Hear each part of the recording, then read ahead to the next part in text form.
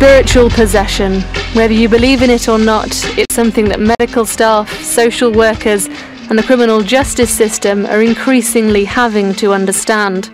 Healers and exorcists are operating without regulation, offering help to people who believe they're afflicted by spirits, jinns, jadoo, all the words they use to describe it. I was actually physically fidgeting and flinching and all over the place. I was on the floor in my house, I was on the floor and I couldn't take it.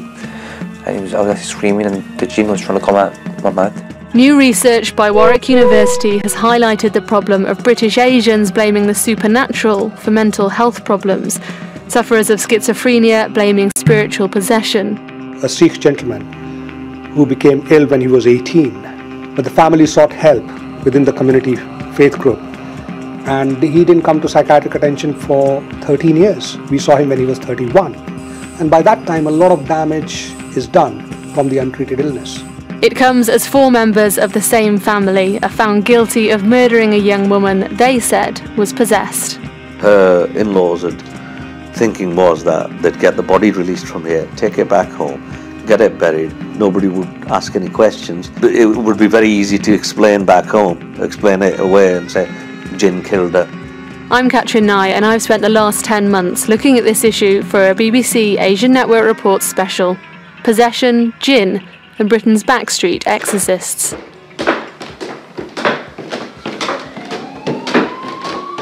So this is your office. Yeah. Tell me a bit about your day-to-day job, what you do here.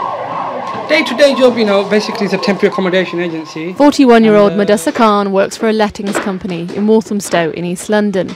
He's married with 4 children. Everything to do with the housing, cutting keys, checking the property. His boss has to be flexible about his hours. He gave me this job, I work part-time. Sometimes Mudassar has to take time off suddenly. If I do get ill, he's very flexible in that way, time that I miss, so he's really good with stuff like that. So most of the time, 99% of the time, I'm fine. He believes he's possessed by a jinn, a supernatural being, and it affects his work. 1 minute you're normal, yeah, everything's normal. One of the days where something just sort of like grabbed me from behind on my shoulders and pushed me down. When I can't remember, I was picking up my little girl up from school and I was coming home.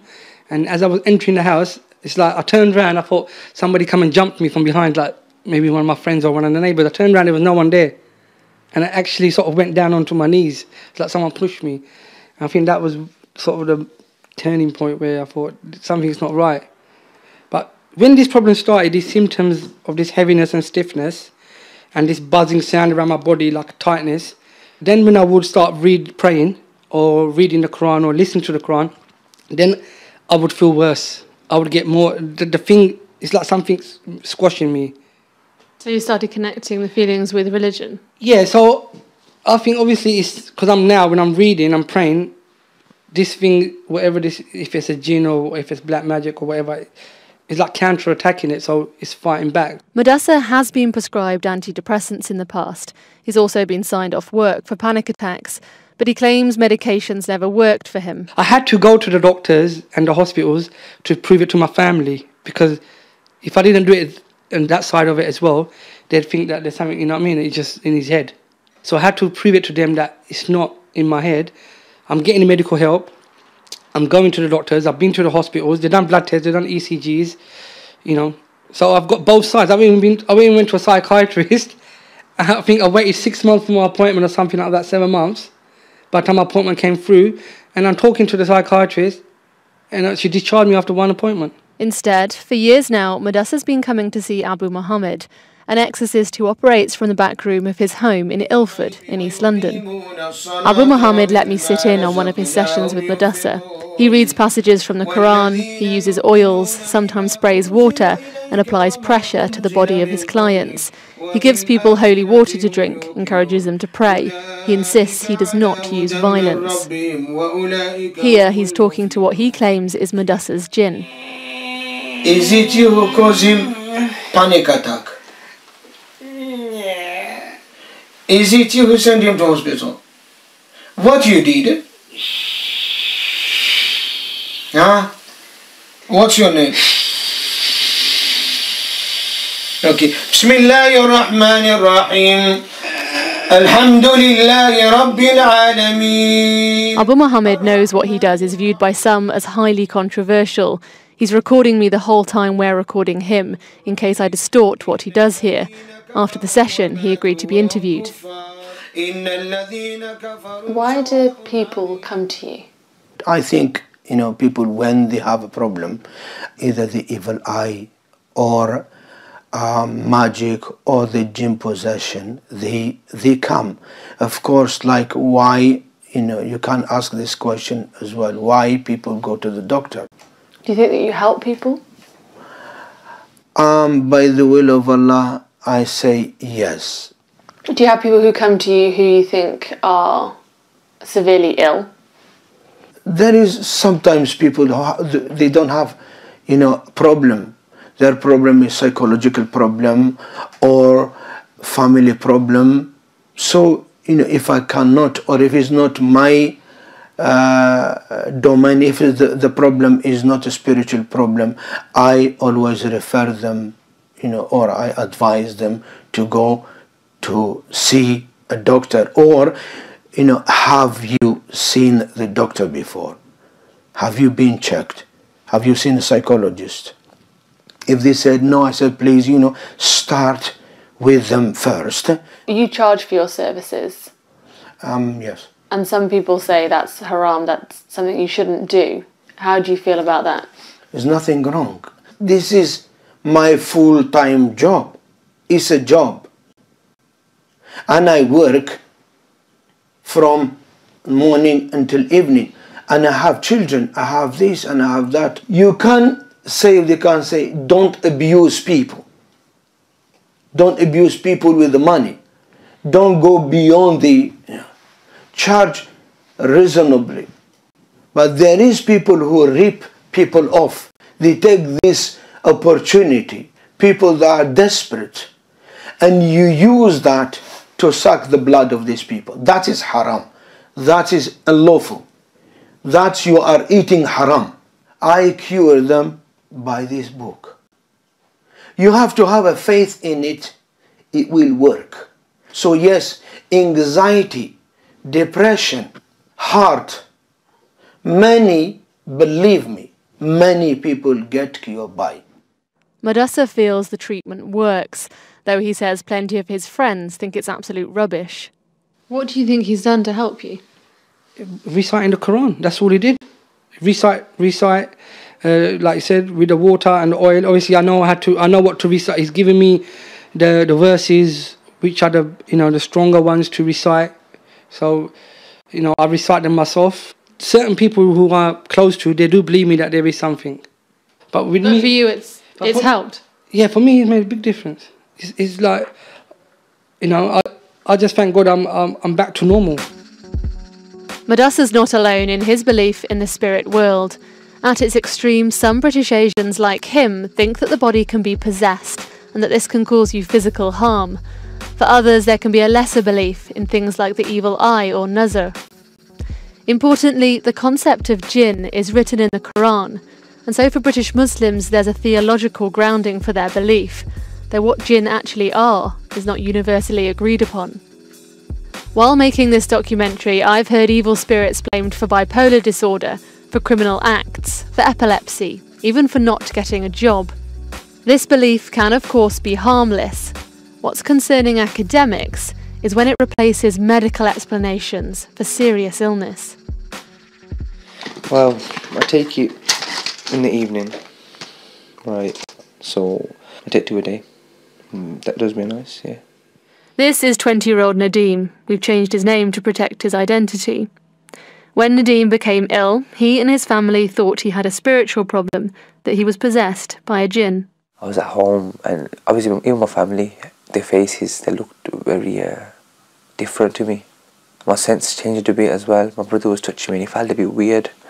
Then I tried to lie down and get some sleep, but felt my head is getting narrowed. And then I came downstairs that night, right? I just sat there, and my dad goes, "What's up with you?" I go, "Look, I feel weird. These walls, they look weird. Everything just looks weird, and I can't take it. And it's not a nice feeling." And my parents got worried. They go, "Don't worry. We'll chat to a certain guy who can, and he'll sort it out. And so they found it's just a person who's got the power to control these things and take them out, He told me what it was like when this man, someone who claims to be able to fix spiritual problems, was treating him. I was actually physically fidgeting and flinching and all over the place. I was on the floor in my house. I was on the floor and I couldn't take it. And I was actually screaming, and the Jinn was trying to come out my mouth. It was trying to come out my mouth. There was vomiting, but spiritually. There was no other food on me. It was just, I was vomiting spiritually, and so the Jinns come out. That Jinn, come out. But despite this treatment, Nadeem's problems continued. But you didn't get better? Everything just felt weird. I was lying down, and I had to be able to fit again, but I don't know if that was the Jinn myself. I think that was medical, mentally. I was shouting, I was talking to my brothers, I was shouting. What my dad did, my dad phoned the hospital, and the ambulance come, they took me to the hospital, they took me inside, they admitted me. My parents, my mom was crying, looking at my state. And the guy come to me, the psychiatrist come to me, he goes, what's the matter? Then I started telling him about what happened. And obviously, as a doctor, as a psychiatrist, he wasn't much aware of the superstitious, the supernatural, about the Jinns. I don't think they knew. So he was like shell-shocked himself. You feel sad when you see young lives blighted by serious mental illness. And sometimes there is this sense, I wish you had come for treatment earlier. I wish we'd seen you earlier. It's a bit late now. It's cases like Nadeem's that cause concern for mental health professionals, that his illness was instantly attributed to possession. Professor Swaran Singh is the head of the Mental Health Division at Warwick Medical School and a consultant psychiatrist.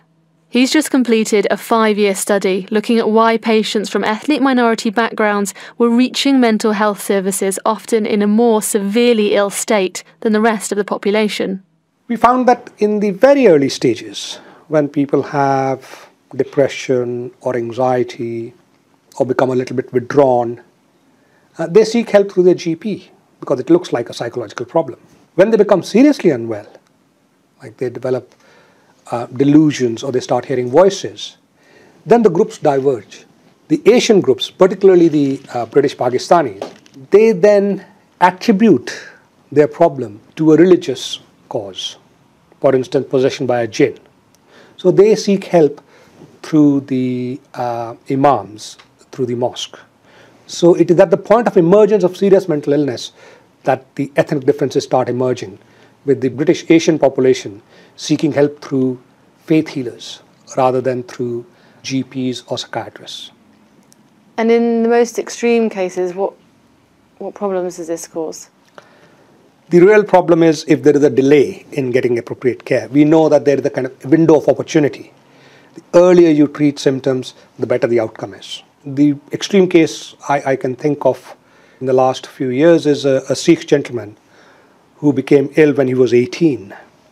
But the family sought help within the community faith group. And he didn't come to psychiatric attention for 13 years. We saw him when he was 31. And by that time, a lot of damage is done from the untreated illness. There is sometimes financial exploitation of vulnerable people. Often, treatment only becomes available when there's a crisis. Do you think these people can be dangerous? Untreated mental illnesses can be a big risk. And if religious process becomes an alternative to medical treatment, dangerous. I'm Catrin Nye, and this is an Asian Network Report special, Possession, Jinn, and Britain's Backstreet Exorcists.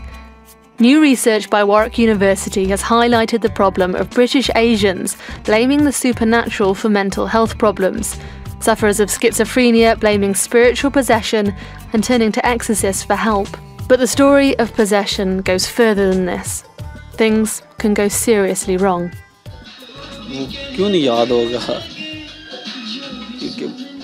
शायद इसलिए याद रह जाएगा कि उस दिन उस छोड़ के चली गई या पाकिस्तान छोड़ के चली गई. I've travelled to Manchester to meet Nasir Mahmood and Tony Mehdi.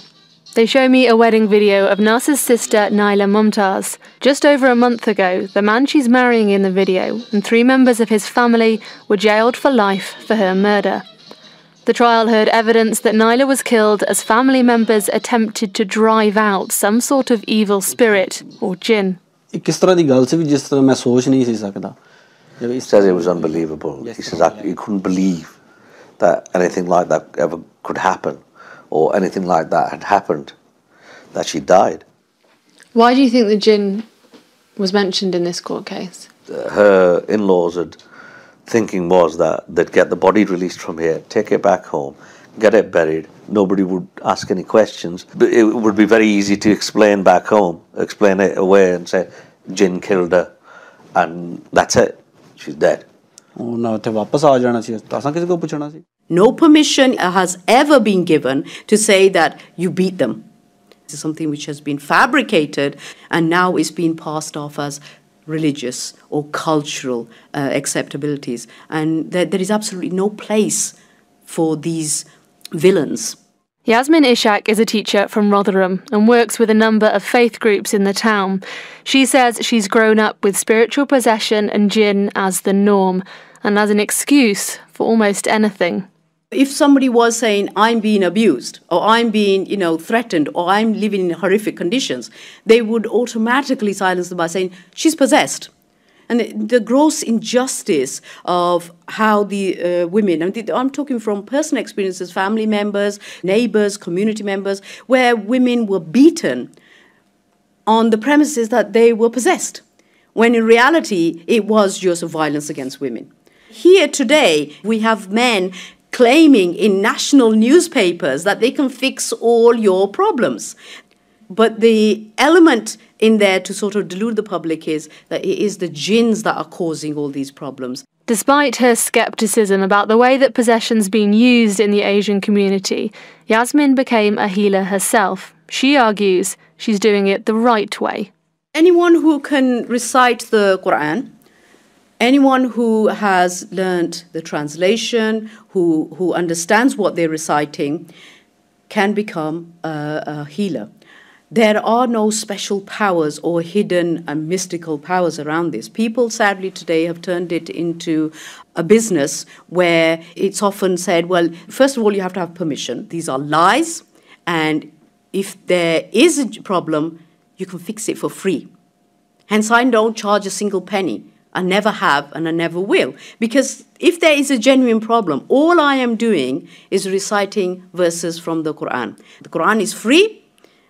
Reciting it doesn't require anything other than my time. And if I'm willing to give my time, then there really shouldn't be, well, I've given you my time, can you now please give me a huge price for this? Often with the older generations, it is very, very difficult trying to get this understanding across to them that, look, there are genuine medical issues here.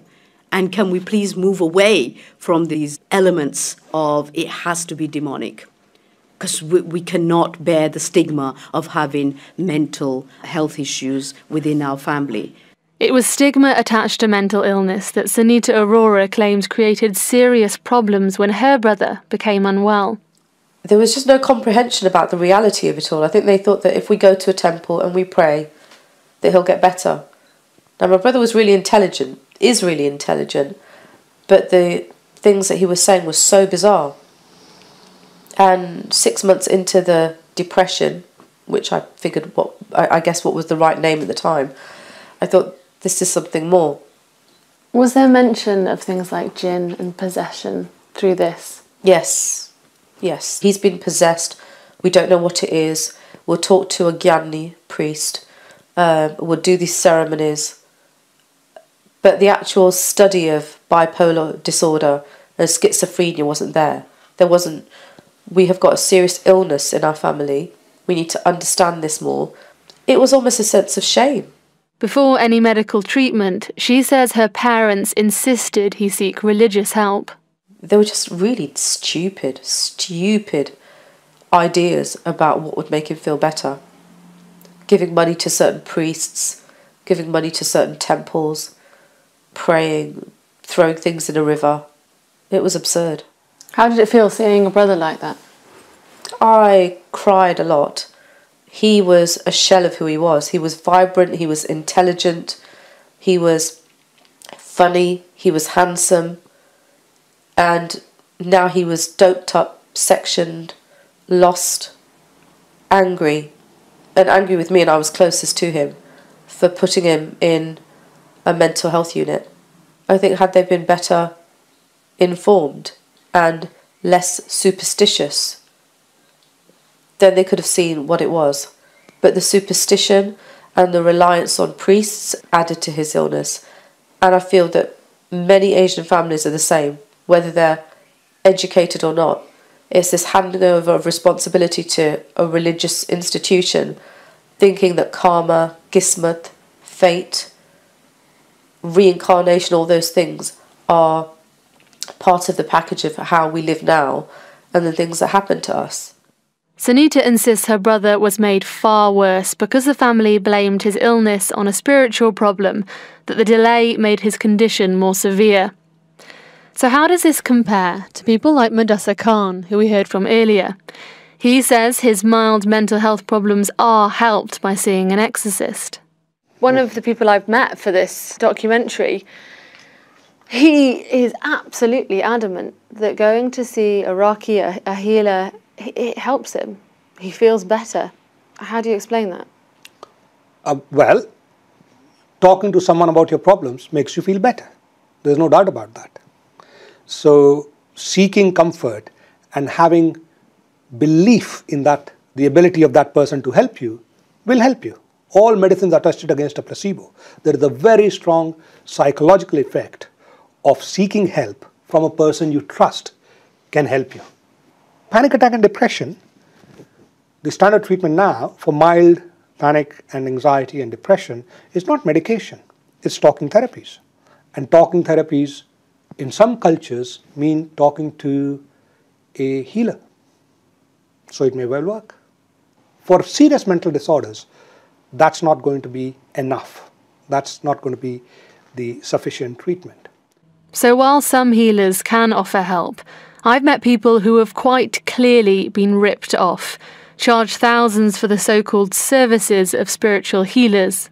Half an hour consultations or initial recitations can cost you anywhere between 150 to 200 pounds. And then you're asked to sort of come for further 40 sessions or 40 days. There is no sort of guidelines of what's acceptable. I've known of male healers that have been given Mercedes as, they've been given, flash cars as rewards. And it needs to be highlighted that it is a serious problem within our communities, and getting away with, gross abuse, even murder. Unfortunately, there is a fear around this whole culture of how much these voodoo men, these charlatans, these magicians, how much sort of harm they can cause your families if you sort of retaliate or you try to bring them to justice. Education is needed, that they really do not have these powers that they claim. And it's like any other culture of abuse. Silence actually, instigates further acts of violence. So how do you deal with them? The so-called healer that was in the room when Naila Mumtaz was murdered was never traced. On top of that, just over a month ago, 3 Asian men from East London were found guilty of assault after their own relative was accused of being possessed and beaten. In that case, someone they called an imam beat the woman with a stick. He was also never traced. I'm Nazir Afsal. I'm the Chief Crown Prosecutor for the North West of England. There have been 2 high-profile recent court cases, one in Birmingham, one in London. Both cases, the so-called healer, not traced, nowhere to be seen. Is that a failure? It's a lack of understanding of how these people operate. They do operate in the shadows. They are protected by others within their communities or within their faiths or within their places of worship. They may leave the country. So it can be very difficult to track down the healer. That said, we're getting a lot more intelligence, or the police are getting a lot more intelligence from within the communities in the hope that we can identify these people before serious harm occurs. What we would like to be able to do is prosecute more of these cases, but I can't create the evidence. The evidence is victims, it's witnesses, it's medical evidence, it's forensic evidence, and that will come from the communities or the families which are affected. Is it an increasing problem? We're becoming more aware of it. I'm actually very pleased that we've been talking to lots of community groups over the last 3-4 years, and so we're becoming more aware of instances. Mudassar Khan says he's now coping with his problems through prayer and visits to his healer. He says, whatever others think, for him, it works. I believe it's the Quran, by me reciting and praying and having faith in God, I think that's what's helping me. That's what's making it easier and laying off me. I'm not saying it's gone, it hasn't gone, because only, at the end of the day, God's going to heal you. Nadeem was eventually diagnosed with schizophrenia and now takes daily medication. He still says he did have a Jinn, but admits he also needs the medication. So obviously, if I stop taking a tablet for 1 month, 2 months, 3 months, I'll be fine. But then after that, I'll be having the symptoms and I'll be going off target. I'll be getting lost. So that's why it's for, to keep me balanced, to keep my mental state normal. Because you have relapsed a few times, haven't you? You've stopped taking Yeah, them. I mean, the doctors have recommended to take it for a longer time because I had relapsed twice. So when you had a relapse, you again went to a spiritual person to check what was wrong with you? Yeah.